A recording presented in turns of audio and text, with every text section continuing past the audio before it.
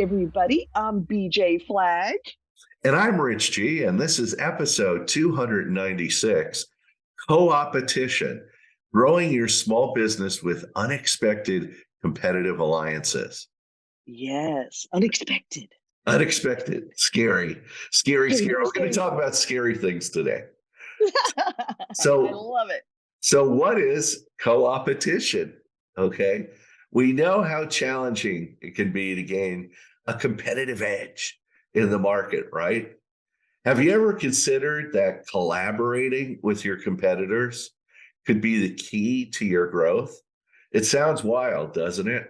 But trust us, it's an exciting journey worth exploring. We just want you to suspend the concept that old school belief that competition is the enemy. That's yesterday's thinking. Instead, let's think about collaboration. That's right, with your competitors. We call it co-opetition. Do you love that? It only took me 20 minutes to learn how to say that. It's not about surrendering your secrets or losing your unique touch. No, no, no, no, no. It's about mutually beneficial exchanges, opening doors for innovations, and scaling together. Yeah, imagine this.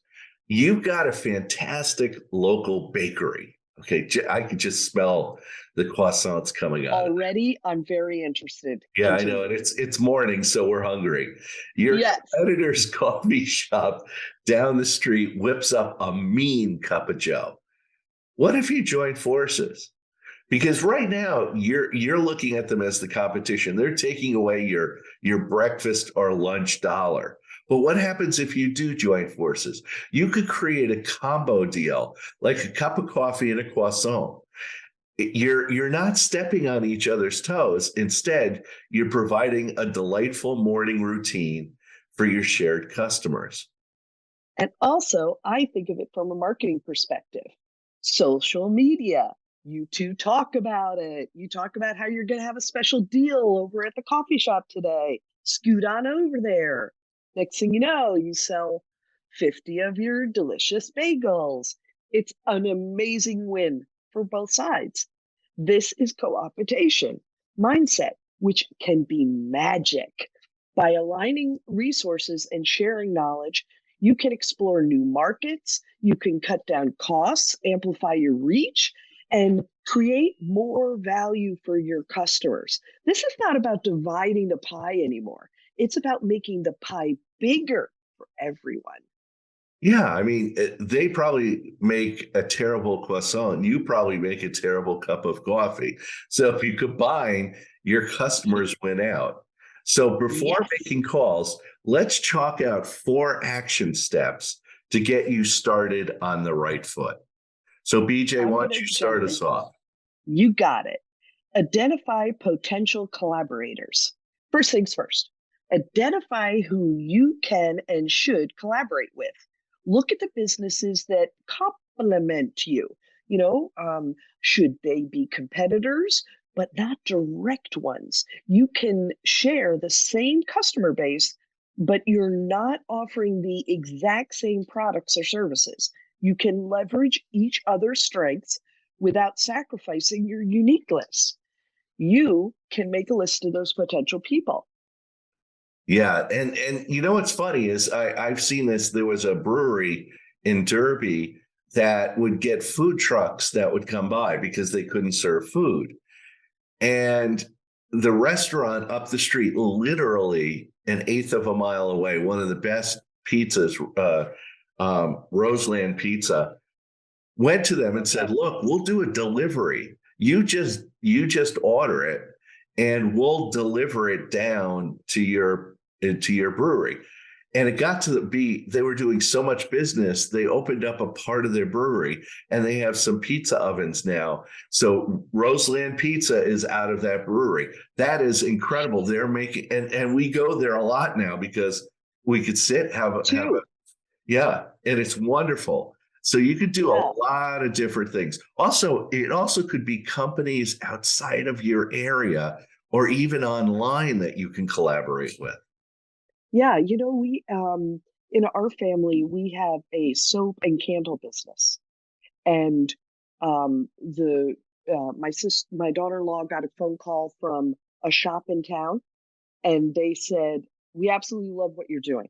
We carry other soaps and other candles, but we absolutely love yours because you're local and we want to do a collaboration with you." They came up with an incredible scent. They went the, 9 yards so that they could do a collab, sold out, totally sold out. And it was so great for both of their businesses. And it meant so much more than just picking up a random candle at this place. It was a special candle that they had collabed with. Totally good. So let's go to action two, develop a solid collaboration proposal. So once you've identified potential collaborators, develop an irresistible proposal. Start by focusing on what's in it for them. And I'm going to say that again. Start by focusing on what's in it for them, not for you. Yes, not Remember, you. this is not a one-way street. Collaboration should be mutually beneficial. So present your idea in a way that highlights the benefits for both parties. This could be sharing customer bases or cutting costs or penetrating new markets. It could be anything. Yeah. You might be in a spot of town that another group just is not in, and they don't have the delivery capability to make it all happen. But brainstorm, come up with an idea. Next thing you know, it's happening. It's just Yeah. so well done. It could be like, even like, say you serve breakfast or something. You could collaborate with a car dealership. I know on Saturdays, everybody has to get their oil change. And there are all these people that are just sitting there. There's like 20, 30 people that are in a bad mood. What would happen if you know, you offered coffee and croissants or something like that? You brought in a whole thing, and people would just, it would be $1 for a coffee, $1 for a croissant or something like that. You'd sell out. It would be Oh, I incredible. know. And it doesn't take much to make the situation happen. I'm going to go to action three. Build trusting relationships. This step is incredibly crucial. You know that Rich and I are crazy about networking. We're absolutely insane about getting to know people and stuff, but you can't collaborate without trust.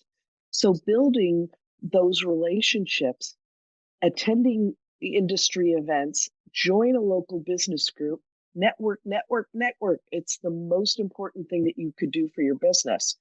Show your potential collaborators that you're reliable, transparent, and ready to move together. If they see you as that kind of very transparent, very action oriented person, they're going to want to do it with you. They're so excited. Yeah, when other people see that you're collaborating with other people, there's that fear of missing out. They'll want to collaborate with you. So, Yeah. Yeah. And I think be ready to be a little surprised, because you're going to see people who just can't let go of competition. Yeah. You know what I mean? And they're going to be looking over at you going, wait a minute, you just collaborated with that? yeah. And you're like, oh yeah, absolutely. We're like totally making it happen. Uh, why didn't you ask me? Well, you haven't been that forthcoming about that. So Yeah. it's just like, work on those relationships. Yeah. And the other Absolutely. thing is, don't kill yourself.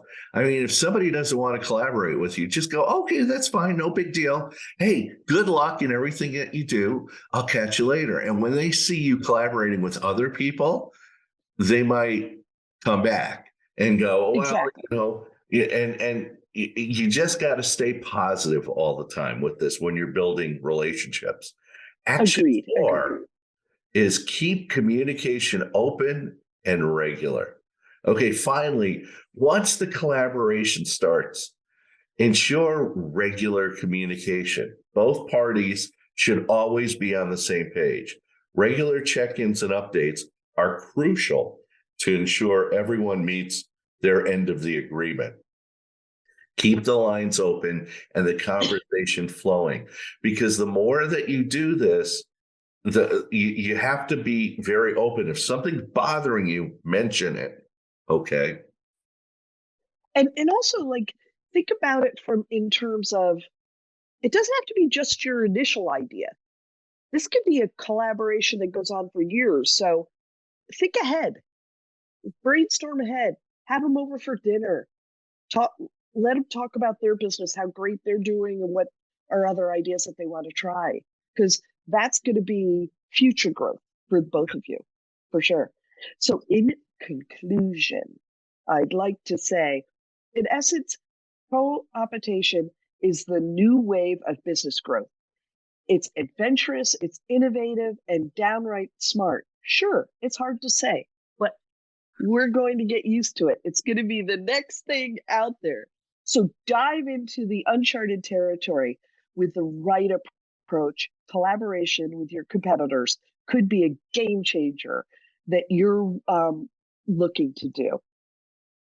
Great. And remember, you're not just building a business, you're building a community. Okay. And that's one of the most important things you got to think about. If you're doing it local, you've got a lot of businesses that you could tap into. It's for sure. Absolutely. Well, we've got a great resource today. We actually found a book, and it's called Co-Opetition.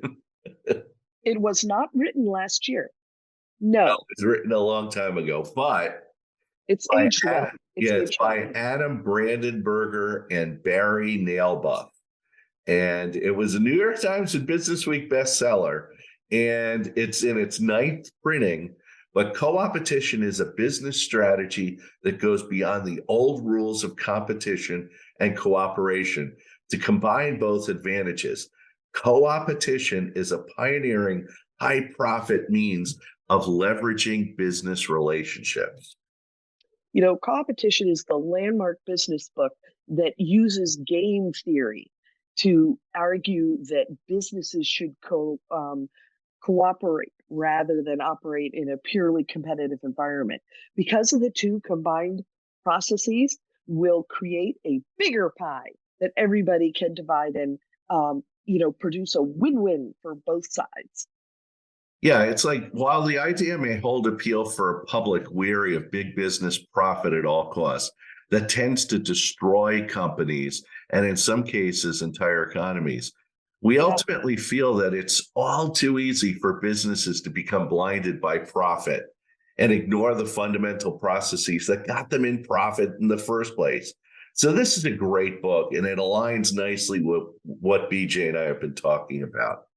Yes, I could imagine seeing a Rich G blog post on this coming up. I could see this happen. I could see BJ commenting on some other ideas of things that have been happening. So this is going to be around for a while, for sure. Excellent. And that's it for this week. If you could reach out to me at richg.com, and you could find BJ at newrenew.com. And thanks to our editor and producer, Richard Scalzo, for making everything happen. Have an unbelievable weekend. Catch you later.